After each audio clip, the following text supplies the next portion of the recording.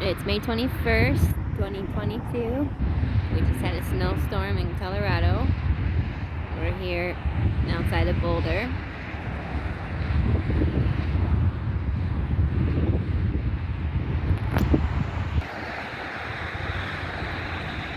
As you can see all the snow. It's already melting a little bit.